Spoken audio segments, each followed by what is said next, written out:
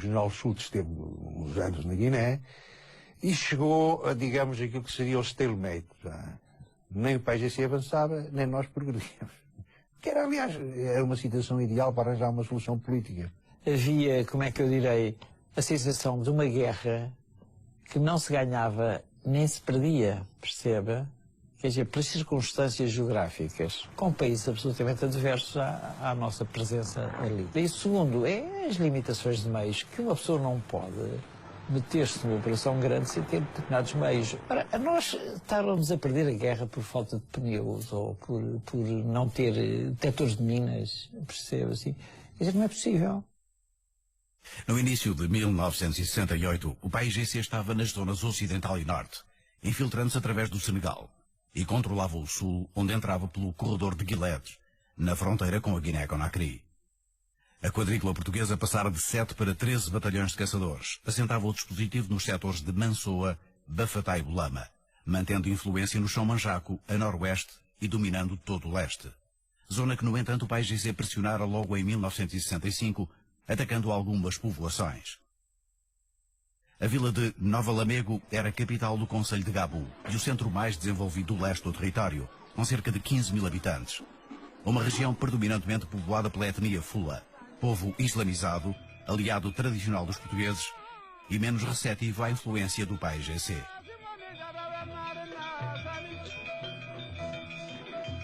O regulado que está aqui, tudo é área de Gabu, que estou muito satisfeito com tropa daqui da área. Está muito contente. Viva Portugal!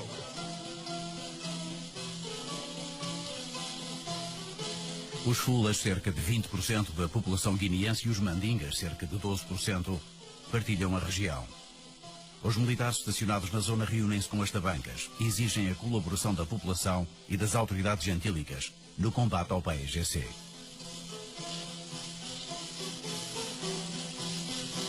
Na última reunião que aqui fizemos, ficou combinado que vocês todos iam contribuir com a fiscalização dos itinerários, das estradas, contra a implantação de minas e da passagem do inimigo. A tropa tem verificado que assim tem sido. Todos nós somos portugueses, qualquer que seja a cor da pele. O sangue é todos da mesma cor. A tropa veio de Lisboa. Deixou lá a sua mulher e os seus filhos para vir aqui defender esta terra portuguesa. Uma verdadeira política de conquista das simpatias junto às populações civis não era ainda para os comandos militares a prioridade absoluta, que viria a ser mais tarde. Havia bombardeamentos sobre tabancas de uma grande felicidade. Queimavam-se as culturas do arroz e de tudo que aparecesse à frente. Havia histórias muito más, sobretudo do tempo do Schultz.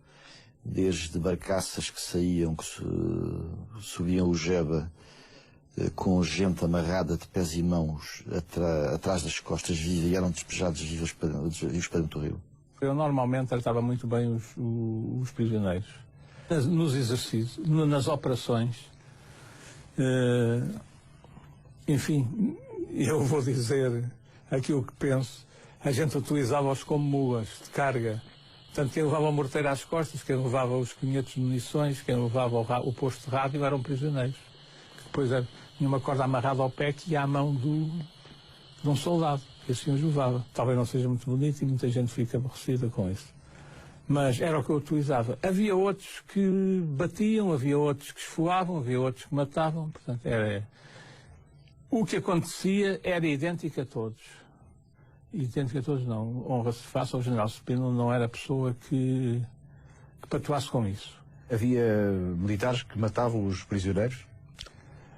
Em interrogatórios e coisas já não houve, sim senhor.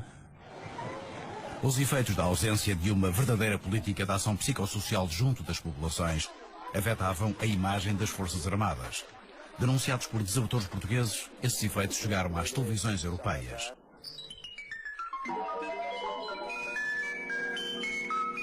Uma operação que foi a que me encheu mais de indignação entre Bulacó, como comandante da força que lá estava, mandou reunir a população toda, tirar as raparigas mais novas, meter as outras lá adentro, queimou a aldeia toda, violou as raparigas, ele e vários fogueiros, sargentos, e no fim mandou-os matar a todos. Como comandante de secção e pertencendo às tropas paraquedistas, fui obrigado, muitas das vezes, a actuar como assassino, embora fosse contra isso. Mas como comandante de secção tinha que dar exemplo, senão os meus oficiais perseguiriam de mim. Vi incendiar aldeias, assim como incendiar algumas também, matar crianças, mulheres, a aviação, a largar bombas na napalm, fósforo, branco. A maneira como eles tratam os prisioneiros é como sendo cadeira elétrica, chicotada, fósforos acesos metidos no nariz, palmatória, chicotada, cortar dedos e meter dentro de frascos. Eu em Bula, eu trabalhava numa zona classificada que era a pior zona que existia, a zona de Bula. Era uma zona onde eram interrogados os presos do PAIGC. Presos esses que não eram presos que vinham com fardas. Eram presos, pessoas que eram apanhados com uma tanguita, tanga só, nada mais. Mulheres que eram apanhadas também com tanga. Muitas das vezes, ou na maior parte das vezes, queria dizer, esses prisioneiros não eram militantes do partido.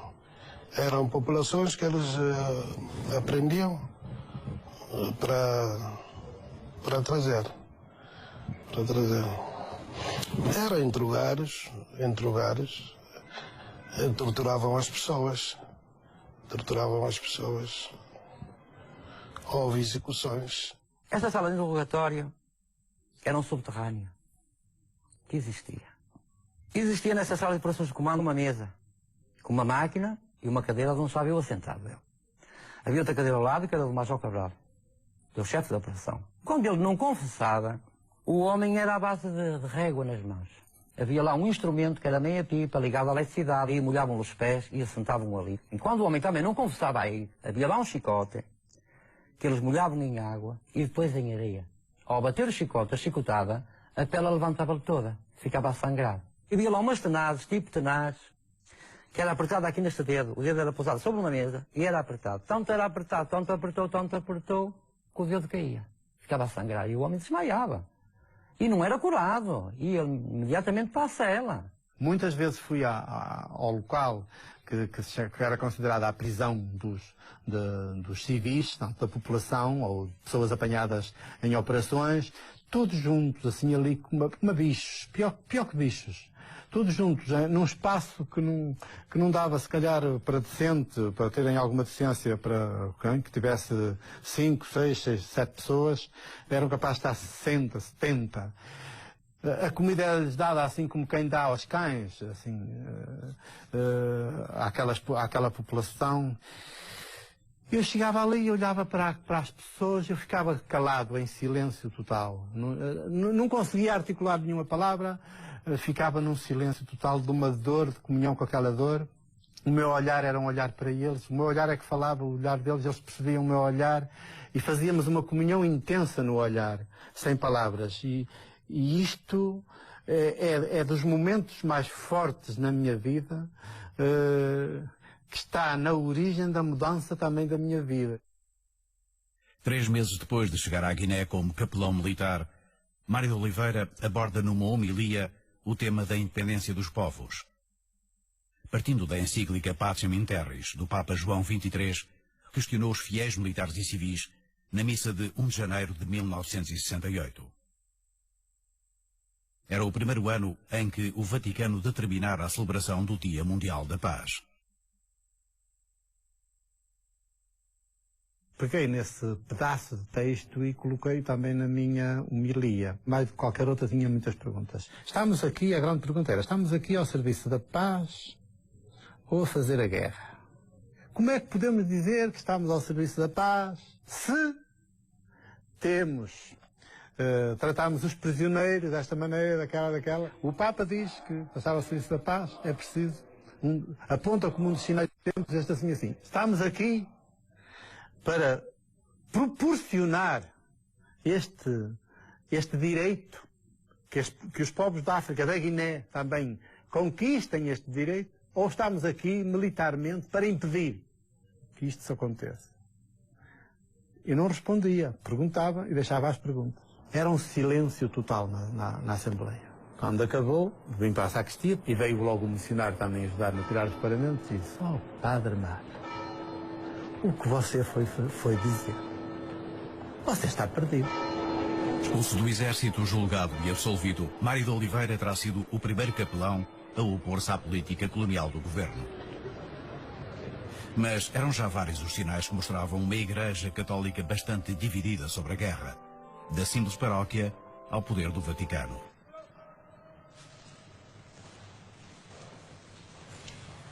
Enquanto nas comunidades religiosas era crescente a inquietação e as vozes dissonantes, a hierarquia representada também pelos capelães continuava a caucionar a orientação oficial do regime, nos seus princípios e manifestações.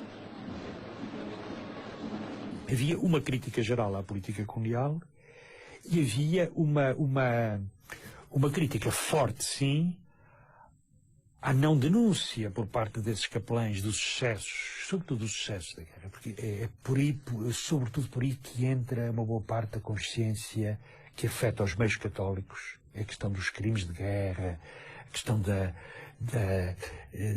violação das próprias normas internacionais da guerra. Nos altares do ultramar, perto dos sofrimentos trazidos pelo conflito, muitos crentes de várias religiões, pretos e brancos, civis e militares, procuram respostas, conforto e esperança. Em Portugal, à medida que são atingidas famílias de norte a sul, a Cova da Iria tornava-se o último recurso de muitas peregrinações desesperadas que transformavam a habitual paisagem humana do santuário. Fátima era o lugar sagrado, mas agora de um país em guerra, onde o Papa Paulo VI já tinha vindo rezar pela paz, desafiando Salazar.